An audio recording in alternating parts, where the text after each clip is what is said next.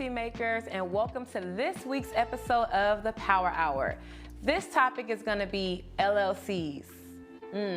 I'm excited to talk about this one because a lot of you guys, I've been watching you. I watch you on Instagram, I watch you on Facebook, I look at your rants, and you guys are all ready to start LLCs because the SBA then released some money, the LA COVID then released some money, and you guys think it is time to start an LLC. So I'm gonna talk to you guys today about a few things, not too much, because you gotta pay me for that, but I will be talking to you guys about a few things in regards to LLCs. So the first thing is an LLC, it's a business. It's not a hobby.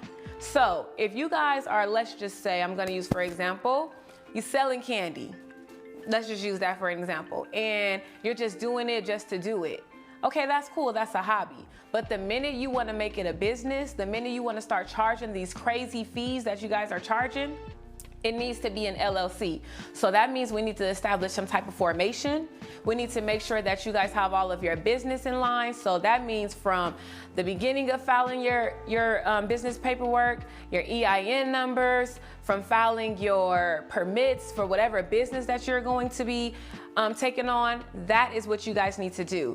People start LLCs because for one, they want to leave something behind. Maybe they have children, maybe they have grandchildren, maybe they have friends, I don't know. Maybe they have a dog, because there's a lot of dog lovers out there, and people, I feel like you guys would leave a business to your dog. So whatever that reason is, that is why people start LLCs. Also, you could possibly get a tax break. You could kind of write things off, depending on the type of setup you have and however your business is formed. So there's many reasons why people want to start LLCs, but the main thing is entrepreneurship. Everyone loves the thought of entrepreneurship nowadays. No one wants to work for anyone. No one wants to clock in and out, working a 9-to-5 or graveyard or swing shift or whatever it is that you do. No one wants that. You kind of want to move to your own beat. But it's a lot of work that comes into LLCs because you have to make sure you're filing your documents every year. You have to make sure you're paying taxes. Hello. You guys are starting these LLCs and you're taking in $100 and you're thinking that whole 100 is yours. It's not. It is the business's money. So you have to make sure that you guys are filing your taxes and you guys are taking in consideration when you receive money, what you're gonna pay taxes for. Another thing you guys are not doing is getting an accountant or a tax expert to do your taxes. You now have a business. So your business don't look like your personal taxes. They look a little bit different. So you guys should be hiring someone that knows about business taxes, not personal taxes. There's a difference. So make sure when you guys do go to your tax expert or your tax person or whoever you've been dealing with for years, you ask them, are you qualified to do business taxes as well? It would be good to actually get one that's this one and the same. So they do your personal and they do your business. But make sure you guys are hiring and figuring out that person that could do it. Don't try to do it yourself because Uncle Sam knows everything. Another thing is, we're gonna jump right into it, the difference between an S Corp and a C Corp. So whenever you guys open up a bank account with your LLC, it's gonna be something on there that says, are you an S Corp or a C Corp? And a lot of you are probably just saying, picking whichever one, because you don't even know how you were set up because you didn't do it. Another company did it, or maybe somebody that doesn't know did it. You can get the Power Legacy to do it, of course. However, let me tell you the difference. So an S Corp is established for people that are, for one, they don't have more than 100 shares of stocks. They are 100 stocks of share. They don't have more than 100.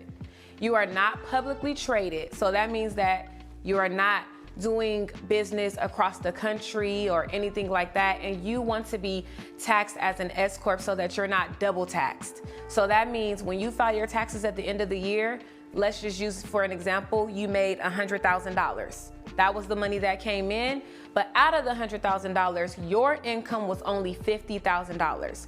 You want to pay taxes on the $50,000. You don't want to pay taxes on the $100,000. So that is why you would file as an S Corp. Because if you go over to the C Corp world, it looks like you're a bigger organization, a bigger corporation. So you're filing not only on the $100,000 for the company, but you're also filing on the $50,000. That's called double taxation. So most people that are smaller businesses, no more than 100 shares in the company, you're not publicly traded, and you're not doing, again, business across the country, you're gonna be an S Corp. If you are a C Corp, you can do business across the country. You are a bigger corporation. You can have more than 100 shares of stock in your corporation or your organization. That is the difference between the C Corp. But again, you may pay double taxes. So whatever that is, you're gonna be taxed twice.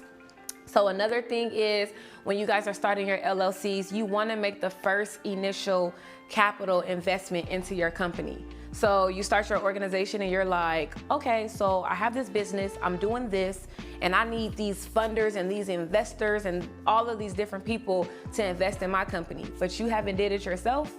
A little strange, right? So you wanna make sure that you are doing the first initial investment. That means when you buy in, let's say you have a photography company, you're buying cameras, you're buying that laptop, you're getting that editing software, all of that is your capital contribution or your capital investment that you initially made for your business.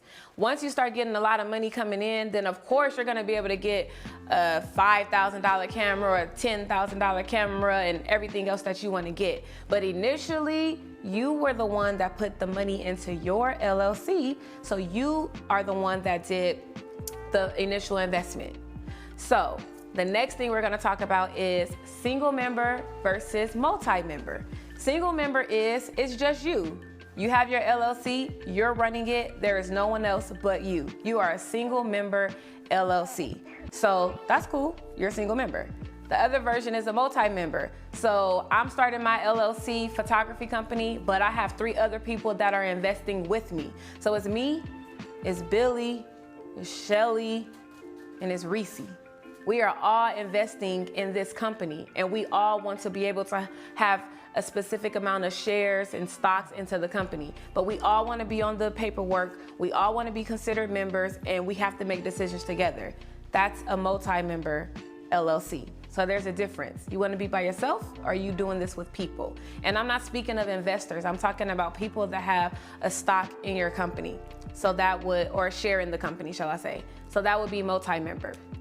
So, did you guys get all that? I think you did. So let's wrap it up. So again, when you guys are starting an LLC, if it's not a hobby, it's a business. Make sure that you are doing the proper things to implement your business the proper way. That means you're hiring an accountant to help you. You are going to a tax person to make sure that your taxes are done the correct way.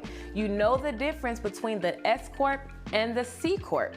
Also, you are making sure that you are putting that initial investment into your business. So whatever that money is, you are doing that. And that's really the recap. So why do people start LLCs again? Because they want to leave something. They want to leave a legacy behind, and they want to be able to, again, be their own boss. So that is all I have for you guys with today's topic, which is LLCs.